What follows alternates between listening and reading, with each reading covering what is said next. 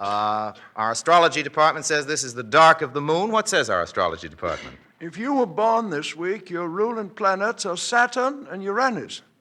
Uranus stands for liberty and equality. Congratulations. And now our authority on interesting facts. Mr. Frugelheiser? Thank you, Herr Dr. Wells.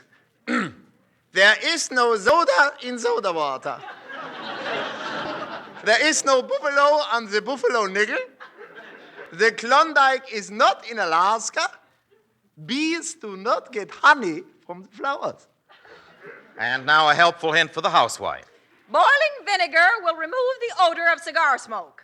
There is nothing that will remove the odor of boiling vinegar.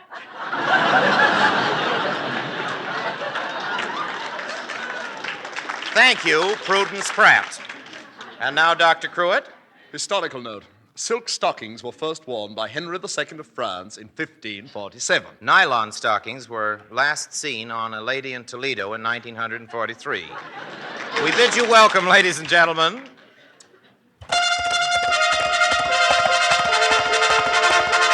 To the sign of the Flying Red Horse. Tonight and every week at this same time, over these same stations, the makers of Mobil Gas and Mobil Oil bring you Orson Welles.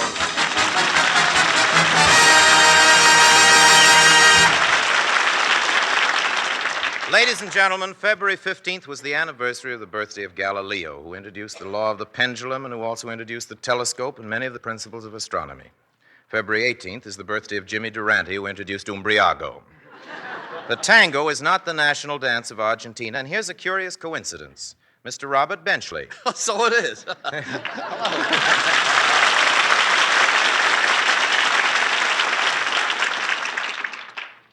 That's you. And you say thank you, ladies and gentlemen. I did say You did, really? I beg your pardon. That's me, then. And it isn't funny, either. I understand you've just completed... Hello, Bob. We better start it again. Hello. Thank you, ladies and gentlemen. Yes. I understand you've just completed a new short in your How-To series. Yes, this one is called How to Open a Horse's Mouth with Your Right Hand and Count His Teeth in Such a Way He Doesn't Close His Mouth and Count Your Fingers. Sounds interesting. How did it turn out, Bob? Oh, well, just call me Lefty.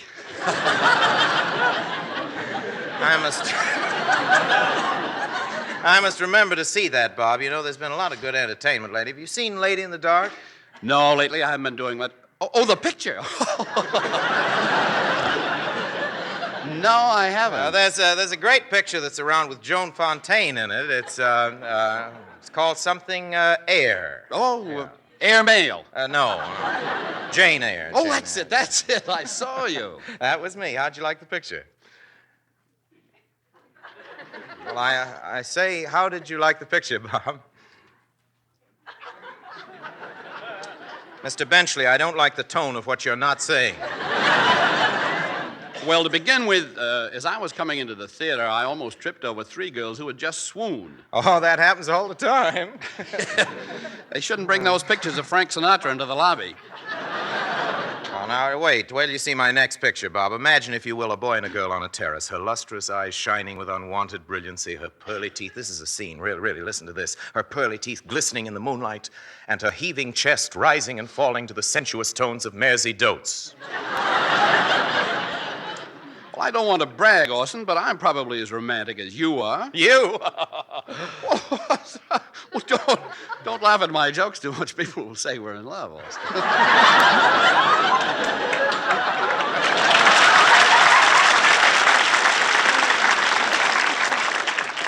Well, I've lost my place, Bob. What's the next line? Broke me up on that. I hate to interrupt. Excuse me, Bob. Yes, I hate to interrupt. What did I interrupt? I promised an interview. A laugh you didn't expect. I promised an interview to the Orson Welles Swoon Club. Come on in, girls. Oh, Wellesley, we just saw Jane Eyre. Oh, Wellesley, say it again. Say what you said to Joan Fontaine. Well, you mean, darling, I dare not hope for your love. I don't understand this swooning. A guy says, darling, I dare not hope for your love. Bob, what are you shrieking about? You're standing on my foot. Oh, we forgot to tell you, Wealthy. We got 3 new members from Glendale. Oh, now, look, girls, let's not allow this thing to get out of control. It would be very embarrassing if the lipstick campaign got started. You know those hearts drawn on the sides of buildings that say Frankie loves Fanny Spiewak, you know? I'm afraid it started already. There's a big heart drawn on the side of this building. It says, Orson Welles, I love you. Signed, Orson Welles. Girls, where are you going? Oh, we got to rush. We just got time to catch the late show of Jane Eyre. Save my seat. And now it's time for Mr. Benchley's lecture.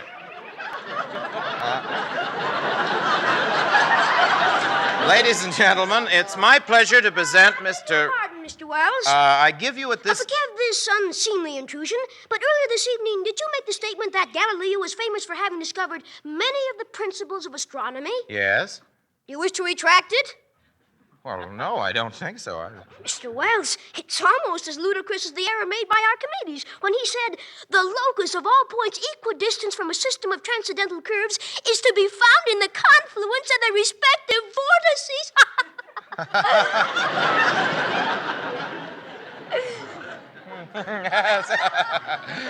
How old are you, my boy? 9. Getting late for little fellow, son. Ladies and gentlemen, at In this the time... words of the sage, as 10 millions of circles can never make a square, so the united voice of myriads cannot lend the smallest foundation to falsehood. Oh, yes, that was Copernicus on prevarication. No, Kupperman on the Quiz Kids. But that isn't what I came here for. I've been listening to you on the air. Thank you. You know, Mr. Wells, I've been dabbling in psychology, and I think I can help you. Is something troubling you? Girls, perhaps? Well... Oh, I see. Fear complex. Your particular concern is what girls say about you. Oh, just what one girl says. Aha, who is she? Hedda Hopper. Come, Mr. Wells, I'm trying to give you a little guidance. Tell me something about your childhood. My childhood? Oh, I don't want to. Come. No, I don't want to. Well, there's nothing to tell. I was a perfectly normal baby. At 4 months of age, I started to walk. You walked at 4 months of age? How did you do it? A pretty nurse strolled past my crib, and I followed her. Hyperactivity of the pituitary. No, she had an average build. Please. Now, one more thing. Have you ever been in love? Have I ever been in love? My boy, you have inadvertently touched upon the great tragedy of my life. It all began in the little hospital where I was born. In the next crib to me was a little baby girl. A little girl who was to change the whole course of my life. She looked over at me through the bars of a crib, and in her eyes there was an inexpressible something she was trying to say to me. And then she did say it to me. She looked at me and said, "Goo." She was the intellectual type. It was madness. I wanted to give her my fraternity pin, but I didn't have a fraternity pin, so I gave her the only pin I had. After that, I remained undercover. I can't continue. Oh, please, don't try, Mr. Wells. Did you ever see her again? Many times, but I never dared speak. Never dared tell of my love. Why not? The vagaries of chance, the cruelties of fate, an error made by a careless intern, and poof, your dreams turn to ashes. What do you mean? Son, that little girl grew up to be Slapsy Maxie Rosenblum.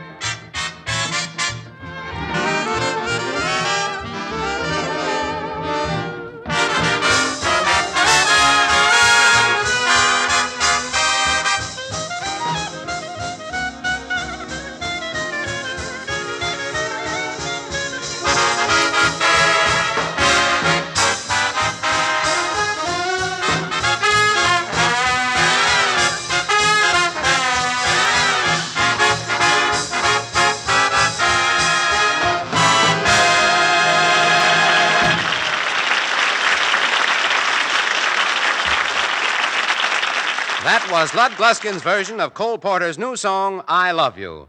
And this is old Dr. Wells' Almanac and Joke Book, ladies and gentlemen. Any more curious items, Professor Frugelheiser? Oh, yes, Mr. Martha. At the sign of the Flying Red Horse, you will find the largest selling motor oil on earth. Mobile oil? Mobile oil. That's right. And here's the thing about mobile oil. No oil can guard your engine better against sludge and harmful deposits. Correct. No oil will battle more to keep your engine clean. Absolutely. Please go on, Mr. Martha. Well, I'm steering you straight, folks. Change oil frequently and change to good, fresh mobile oil. You see, you're driving at slower speed today. You're making shorter trips. And what is the result? Your oil dilutes and dirties faster. And you know that can waste gasoline. And it'll mean a sluggish motor and big repair bills. So? 70% of all the cars on the road today are from 5 to 10 years old. And new buggies will be scarce till long after peace is here. So take care of your car. Have your crankcase filled up full and frequently with world-famous Mobil Oil. Your friendly Mobil gas dealer wants to see your car run better, longer.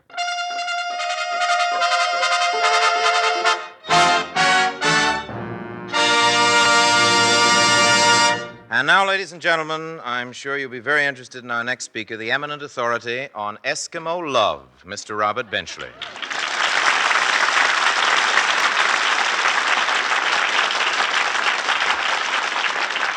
Thank you, Eskimo lovers. My subject tonight is the Eskimo. I say tonight inadvisedly because to some Eskimos the night will last 6 months. I sincerely hope to finish my lecture before then. The Eskimo, or Eskimoks, which is the plural, spelled Plural,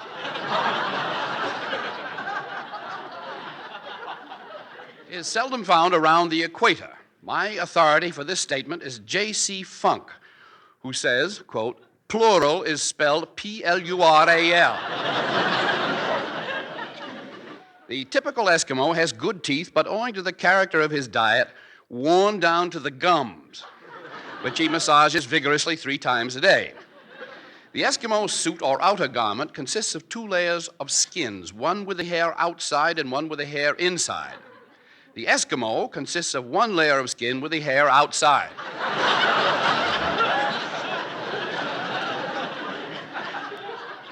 The skin of the Eskimo's face has a bacony feel. My authority for this statement is C.T. Coots, who has spent a great many years feeling Eskimo faces. The Eskimo is a sharp trader, often getting as much as a can of Sterno and 2 bottles of Pepsi-Cola for one of his wives. The Eskimo subsists mostly on fish and a native drink known as ukla.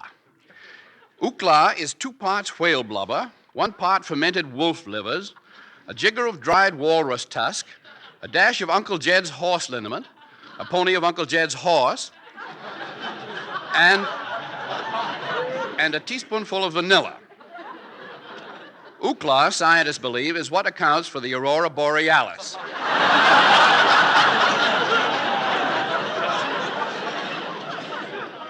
When the Eskimo is ready to hunt, he takes his kayak, or canoe, his parka, or hunting spear, and his laktwat, which is a sort of small puna.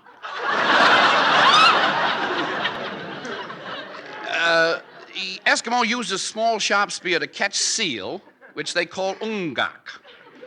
It's not known what the seal call the Eskimo. The Eskimo has a primitive way of fishing. Standing on the ice, he inserts a hacksaw and proceeds to saw a circle around him. When the circle is completed, he climbs out and retires to his igloo to dry off. He soon returns and lowers a hook through the hole in the ice. Then he sits on the ice for 3 or 4 hours to await developments. After cooling his heels sufficiently, he pulls up the string and decides to bait the hook. By this time, the hole is frozen over. He walks to the nearest A&P and ponies up 12 points for a can of salmon. Contrary to popular belief, the Eskimo is quite literate. One of the many books published is entitled At Wagolutik Nagligin Marmik Tusar Univac. This, of course, is some of the lighter reading. There is also a sequel to Aquagogituk Naligun Marmik Tusa Unvekak, which is called Umpk. On leaving an igloo, an Eskimo may remark, Univargikik, and to an American, Laktwat Nopuna, which translated means Laktwat Nopuna. This, of course, is a liberal translation. You wish to retract that statement? Well, hello, little man. Lost your mother, have you? You realize, of course, that you've made an error in fact. Do you wish to retract it? Well, I'd be glad to if I could remember what I said. You said, on leaving an igloo, an Eskimo may remark, Ungivarkik. Now, actually, Ungivarkik is an archaic form used only by the Abnaki, Ashimek, or Takunakil Papanuk tribes. That's my boy who said that. Really, sir, you mustn't be so uncertain of yourself. You seem to be a bundle of inhibitions and complexes. Perhaps I can help you. What is your name, please? My name is Robert Benchley. I'm 54 years old, and I'm a student at the Bamboo Room of the Brown Derby.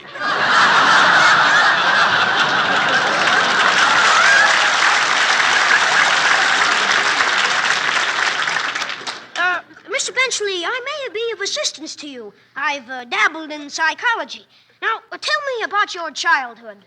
Well, what do you want to know? Oh, just start talking. I'll take notes. Well, I was born in Worcester, Massachusetts. I weighed 3.5 pounds at I'm the time. surprised the game warden let him keep you. But I grew rapidly, and at the age of 3 months... Yes, what happened?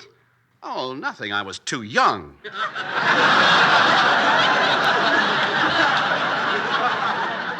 Well, the next thing I remember, I was left on somebody's doorstep. Oh, that's unfortunate. How old were you at the time?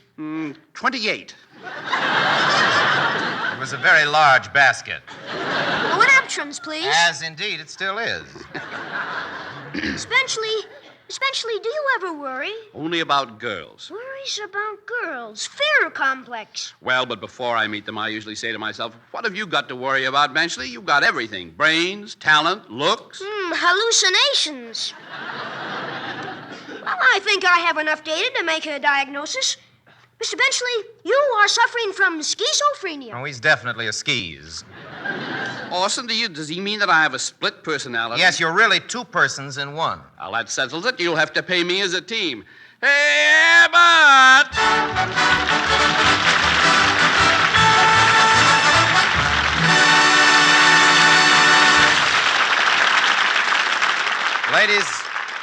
Ladies and gentlemen, we have such authorities as Mr. Irving Berlin, Mr. Jerome Kern, Mr. Cole Porter, and yes, Mr. Orson Welles to attest to the fact that the real, genuine #1 stylist of them all still is and remains the lady who confronts you now, Miss Kay Thompson. Oh, you will shout when it hits you, yes, indeed. You will shout when it hits you, yes, indeed. When the Spirit moves you and when it behooves you to shout, shout, hallelujah, yes, indeed. When the Spirit moves you and when it behooves you to shout, shout, hallelujah, yes, indeed. When the Spirit moves you and when it behooves you to shout, shout, hallelujah, yes, indeed. The Lord once said there was a great day coming, and there's no doubt about it that the Lord was right. The Lord once said, you gotta climb the golden stairs on the judgment day, and there's no doubt about it that the Lord was right. The judgment day, the judgment day. There's gonna be a lot of people talking about an awful lot of angels flying. There's gonna be a lot of people shouting about the judgment day. So put on your Sunday suit with the big brass buttons. Put on your Sunday suit with the big brass buttons. It's a big dress-up affair. Better put a ribbon in your hair. For the great day show is coming, coming. Hallelujah, hallelujah, hallelujah, hallelujah, hallelujah. Yes, indeed, yes, indeed. When you get that feeling, you're gonna shout, yes, indeed. When the Spirit moves you and it behooves you to shout, shout, hallelujah.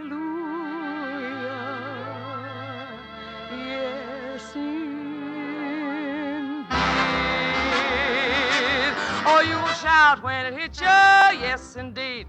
Shout when it hits you, yes indeed. When the Spirit moves you, and it behooves you to shout, shout hallelujah, shout hallelujah, yes indeed.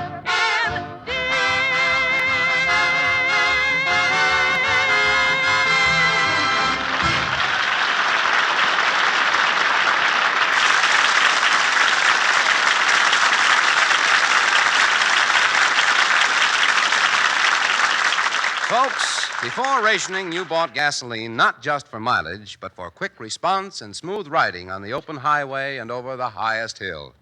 Today, well, times have changed. What you pay for, what you pray for, are the miles alone. Gotta get mileage. That's your motto. And you'll get it in the gasoline called Mobile Gas. Mobile Gas is packed with every wartime mile it's possible to give you. It makes your coupons really count. There's no mystery to Mobile Gas. Its qualities are blended with a master touch. That's all. 1944 Mobile Gas gives you all the mileage that you got from peacetime Mobile Gas. Do you drive to the plant every morning? Do you drive to town for necessary shopping? Do you drive a truck? Then drive with Mobile Gas. Every gallon is war-engineered for distance, made to give you mile after mile after mile. Prove it in traffic. Prove it on the highway. And come in and get it at the sign of the Flying Red Horse. America's favorite gasoline, Mobile Gas.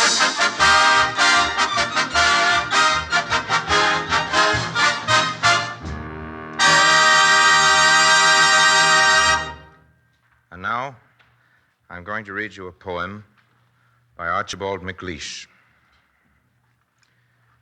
There's talk, says Illinois.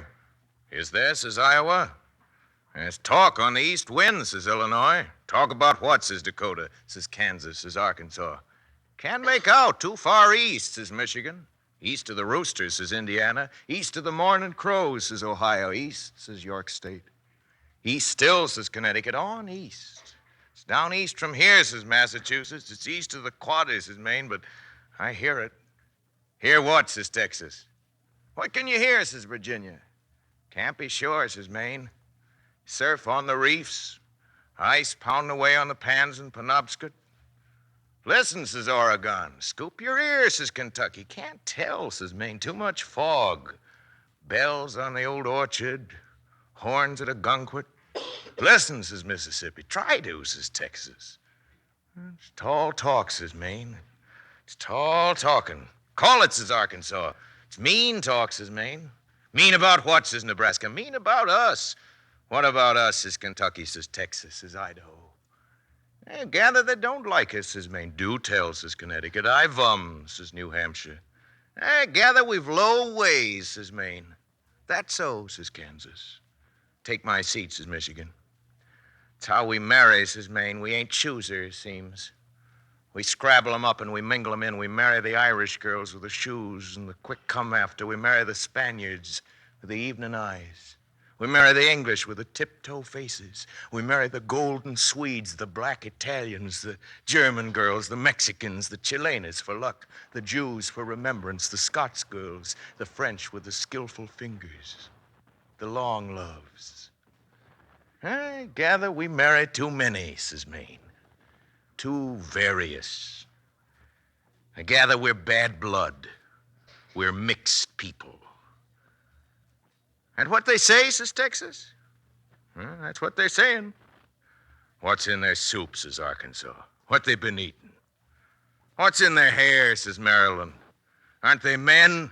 Can't they make it with a stranger, says Alabama? Are they shy, says Missouri? Or what, says Montana?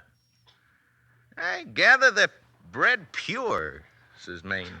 They're superior people. Have they seen our kids, says York State, the tall girls, the way they walk on the world with their narrow heels? You can tell them anywhere, tell them in any country. The height of their heads, the tilt of their heels when they walk. Have they raced our boys, says Michigan, fast as black snakes? Have they beaten them? I gather they haven't, says Maine.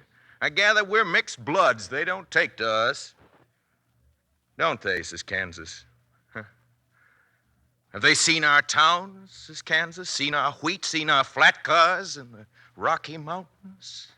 Seen our four-lane highways? Seen our plains, the big timber, the tall corn, the horses? Have they seen our farms, says Kansas, and who plowed them? Have they seen our towns, says Kansas, and who planned them? Have they seen our men, says Kansas? Gather not. Gather, we're bad blood, says Maine. Who says, Missouri? Who's this saying? Where from? Says Montana. Where's he from? Where from? Who says? Can't make out. Way east of the Rhine, it might be. The wind veers, says Maine. I don't make out. East of the Rhine, so that's it, says Montana. The pure blood's by the Rhine, says Carolina. The blood we left behind us, says Wisconsin. The blood we left behind us when we left. The blood afraid of travel, says Nevada. The blood afraid of changes, says Kentucky. The blood afraid of strangers, says Vermont. Strange stars and strange women, the two of them. The blood that never hankered for a strange one. A dark one, says Dakota, with strange hair. Stayed home and married their kin, says Missouri. Married their cousins who look like their mothers, says Michigan. So that's all east of the Rhine, says Wisconsin. So that's all, says Arkansas. All for that. All for the purebred boys, afraid of strangers. Surf on the reef, says Maine. Ice on Penobscot. There's talk, says Iowa. Talk, says Illinois. Bells on the old orchard. Bells at Algonquin. Clash of corn in the wind, says Illinois. Now, ladies and gentlemen, it's time to say goodnight now. Please join us next week. Till then, all of us in the Mercury Theater remain, as always, obediently yours.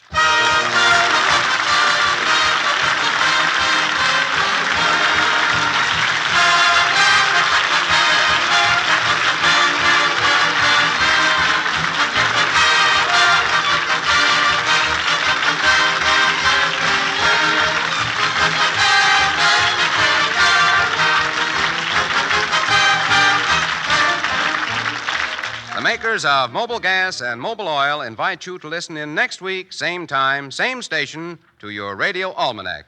Mr. Wells' guest is Betty Hutton. That's right. And I know you all like her, ladies and gentlemen. Our time's about up, but if any of you ever happen to be a little low in cash, here's a word of comfort from Joe Jefferson, the actor who made Rip Van Winkle famous on the stage and who was born 115 years ago Sunday. Like most of us actors, he was often flat broke, and here's what he said about it. I've lost everything, and he said, I'm so poor now that I really can't afford to let anything worry me. Now, just remember that, with which poor Orson's Almanac says goodnight to you again. Robert Benchley appeared tonight to the courtesy of Paramount Pictures, whose current release is Lady in the Dark. And Kate Thompson appeared to the courtesy of Metro-Goldwyn-Mayer, producers of Madame Curie. Colloquy for the States was published in Atlantic Monthly. Jack Mather speaking.